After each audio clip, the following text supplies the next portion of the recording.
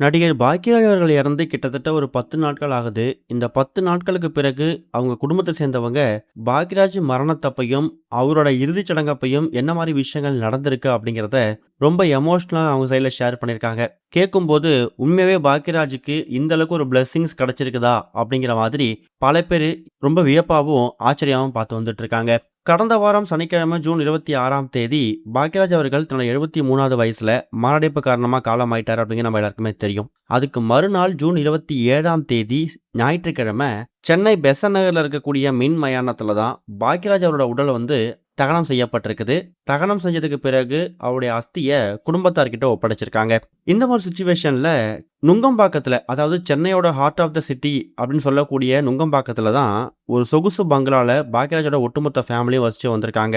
நுங்கம்பாக்கத்துல இருந்து பெசன்ட் நகர் வரைக்கும் பாக்யராஜோட உடலை இறுதி ஊர்வலமா எடுத்துட்டு போகும்போது அப்ப வானத்துல ஒரு கழுகு வட்டமிட்டு இருக்குதாம். இந்த ஒரு செய்தியை எந்த ஒரு மீடியாவும் அந்த நேரத்துல பதிவு பண்ணல.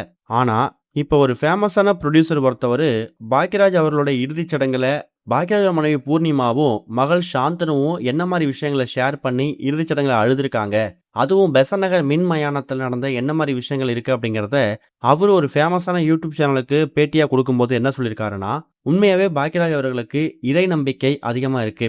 எந்த ஊருக்கு போனாலும் சரி, அங்க ஷூட்டிங் அட்டன் பண்ணிட்டு மீதி நேரத்துல அந்த ஊர்ல ஃபேமஸா இருக்கக்கூடிய கோவில்களை தானும் தான் மனைவியும் போய் பார்த்து அதை வழிபட்டு வர்றது தான் பாக்யராஜ் அவரோட ஒரு ஹேபிட்டாகவும் இருந்திருக்கு.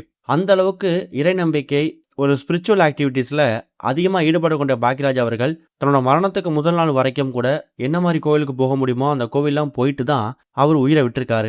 இப்போ அவர் இறந்து போனதுக்கு பிறகு நுங்கம்பாக்கம் வீட்டில இருந்து பெசன்ட் நகருக்கு அவரோட உடலை அந்த வேனில் கொண்டு போகும்போது அப்போ எதிர்பாராத விதமாக ஒரு கழுகு ரொம்ப நேரமாக வானத்தை சுற்றி வட்டம் போட்டிருக்குதான். நுங்கம்பாக்கத்துலேருந்து போகிற வழியில் வட்டம் போட்டது மட்டும் இல்லாமல் பெசன்ட் நகரில் இறங்கி உள்ள மின்மயானத்துக்கு அவர் உடலை எடுத்துகிட்டு போகும்போது அந்த நேரத்தில் கூட வானத்தில் வட்டம் போட்டிருக்குன்னு சொல்லிட்டு ஒட்டுமொத்த குடும்பத்தை சேர்ந்தவங்களும் கையெடுத்து கும்பிட்டு வணங்கியிருக்காங்க. இதை பாக்யராஜோட ஃபேமிலியை சேர்ந்தவங்க அந்த ஃபேமஸான ப்ரொடியூசர் கிட்ட சொன்னதாகவும் அவர் இப்போ எக்கச்சக்கமான யூடியூப் சேனல்ஸில் பேசும்போது இந்த விஷயத்தை ரிவீல் பண்ணியிருக்காரு.